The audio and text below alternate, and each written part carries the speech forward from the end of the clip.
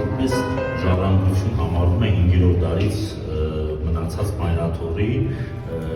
գերատան մատենադարանի այսպես ժառանգը, հա, մատենադարանը մեր։ Ինչ ասեմ, ձեր հայրենակցի մեծ նշանավոր պատմիչներից Ղազար Փարպետը նշանավորներից եւ ժամանակակցական հաջորդականությամբ մոտավորապես 4-րդ պատմիչներ Ագաթան Գևորգ, Գոյուն, Ուզան, Արտոցի գործունեության մասին, որ ինքը դեր է ունեցել Էջմիածնի եկեղեցում։ Չի, այն հայտնի է, որ Վահան Մամիկոնյանի դասընկերը լինելով բնականաբար վայելել է Վահան Մամիկոնյանի սերն ու հարգանքը, այսինքն եթե այդ ուսումնառության ժամանակ ինքը աննշան մեկը լիներ, բնականաբար Վահան Մամիկոնյանը այսքան մեծ պատվի չէր արժանացնի, թեկուզ իր ծագումը ու իր գործունեության ոլորտը ազդելու են իր գրչի վրա։ Հա, տեսեք, Եղիշեն պատմությունը նկարագրելիս ավելի մանրամասնորեն ներկայացնում Մամիկոնյանների։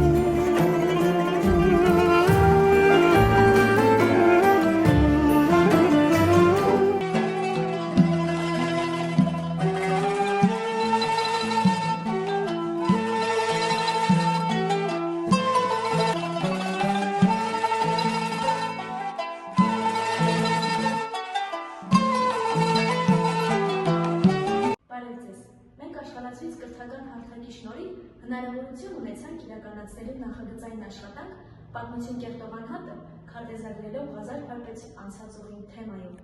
Լինելով Փարպեցի, այսօր մենք հպարտությամբ կներկայացնենք Ղազար Փարպեցուն եւ նրա անցած ուղին։ Մեր նախագծի հիմնական նպատակն է ուսումնասիրել պատմությունը կերտող անհատի Ղազար Փարպեցու կյանքի եւ գործունեության հիմնական հանգրվանները։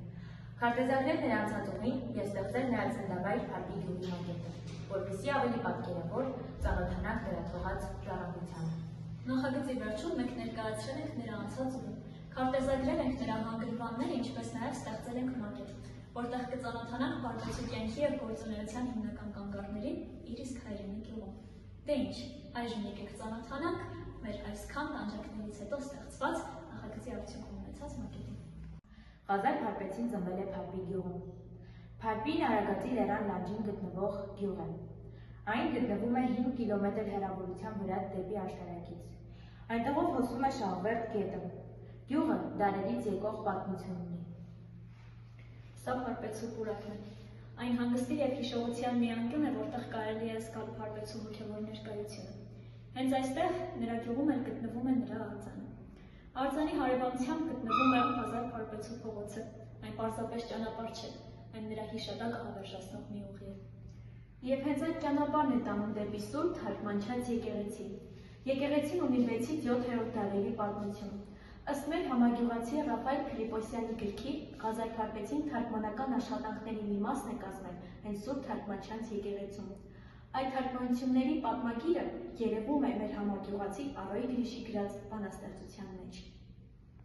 Սա Ղազար Փարպեցու անվան միջնակարգ դպրոցն է, որտեղ հիմա գտնվում ենք նաև մենք։ Ղազար Փարպեցու դպրոցը ստեղծվել է դեռևս 1968 թվականից 1969 թվականներին։ Դպրոցը շարունակում է Ղազար Փարպեցու ժառանգությունը, կրթելով ու դաստիարակելով նոր սերունդներ։ Փարպին կարծես թանգարան լինի, բայց երկնքի տակ։ Այստեղ են գտնվում բազմաթիվ եկեղեցիներ, թարգմանիչը, Սուրբ Գրիգորը, Ծիրանավորը, Սուրբ Գևորգը եւ այլն։ Դրանք մեր տարերի խորքից եկող պատմության եւ հավատքի քարե վկաներն են։